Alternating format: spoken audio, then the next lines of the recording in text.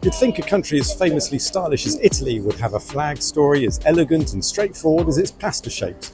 But no, this one's tangled like a bowl of spaghetti. For starters, it owes a surprising debt to France. The colours, hotly debated, and yes, Napoleon struts onto the scene like it's Milan Fashion Week. Welcome to this Italian-themed Flags in 50 Places. Our story starts in 1796, yes, during the French Revolutionary Wars. You might wonder, what does France have to do with Italy? Quite a lot, actually. A young general named Napoleon Bonaparte marches into Italy with grand plans and even grander fashion sense. During his conquest, a new symbol begins to emerge, the Italian tricolour. Not exactly today's version, but close enough. Green, white and red, inspired directly by revolutionary French ideas and specifically the blue, white and red French tricolour. Interestingly, some military units in northern Italy, like Lombard Legion, were already waving the tricolour as early as October 1796. This wasn't just military trendiness. The green-white-red combination likely started a couple of years earlier in Bologna during the failed 1794 uprising led by students Giovanni Bassatti Romandus and Luigi Zamboni. They created cockades, those little ribbon rosettes revolutionaries wore with green, white and red. Green for hope, white for faith and red for charity, or possibly rebellion, or maybe just laundry day. No one really quite knows. Legend even says that Zamboni's mum and aunt helped stitch the first cockades, making the Italian tricolour not just revolutionary, but possibly a family craft project. Fast forward to Napoleon, he noted in October 1796 that the Lombard Legion had adopted the green, white, red and endorsed the colours in a letter to the French Directory. It's one of the earliest confirmed uses of the tricolour in a military national context.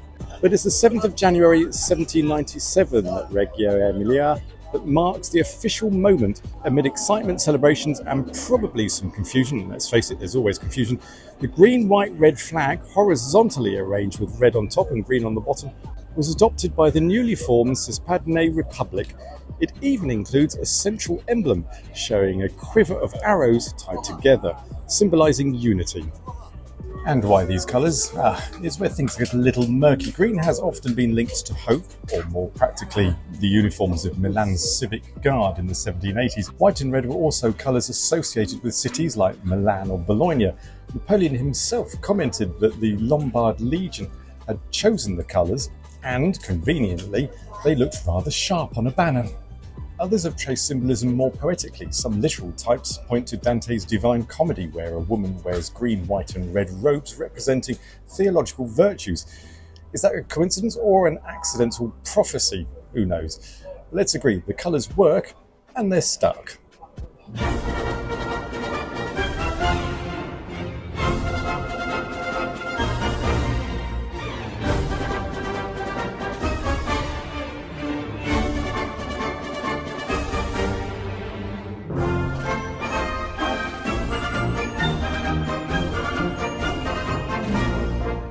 But here's where things get tricky. Italy wasn't exactly Italy yet.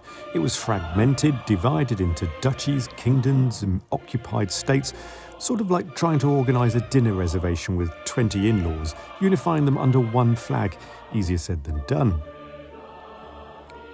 Through wars, revolutions and more political drama than your favourite Netflix series, the flag evolves.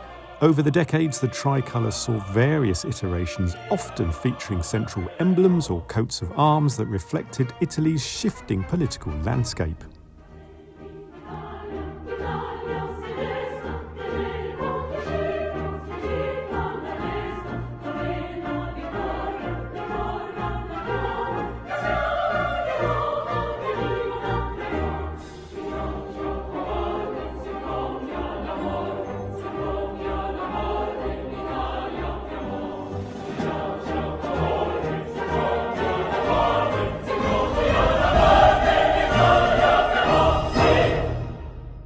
Each emblem that had once graced the centre of the flag wasn't just decorative, it was a political identity. Napoleon's eagle for imperial ambition, Savoy's cross for monarchy, fascist symbols for authoritarianisms.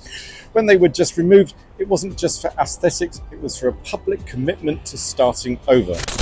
Authoritarianism. Authoritarian.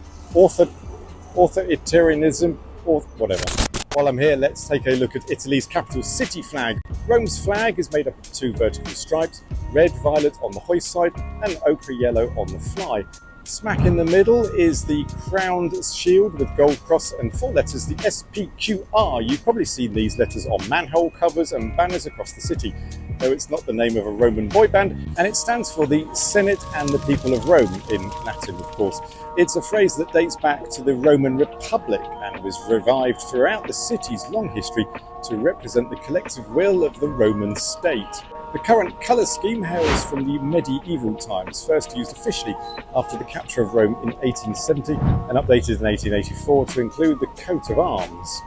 Striking, regal and probably the only city flag with more Latin than the average university diploma, although you will find it without the text as well.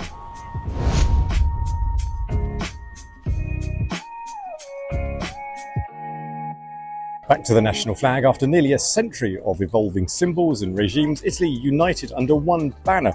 And while the tricolour was officially adopted in 1860, it wasn't until the post-war republic that the flag truly became a symbol of the Italian people. No crowns, no eagles, no bling, just 3 bold colours standing for hope, unity and maybe a decent bowl of risotto. But even today, the tricolour comes with confusion. It's often mistaken for Mexico's flag at international events, especially when flags are displayed without emblems. In fairness, both are vertical green, white and red. Just one has a golden eagle eating a snake and the other one doesn't. Still, Italy's flag persists simple, iconic and dripping with layered history. It's not just fabric, it's centuries of revolutions, wars, monarchies and fresh starts sewn into every stripe. And if you think Italy's tricolour has a tangled past, wait till you meet its next door neighbour. Square-shaped, golden white, triple crown, crossed keys. Honestly, it looks more like a treasure map than a flag. Click here to find out why the Vatican flag breaks every design rule and still somehow works. Until then, arrivederci.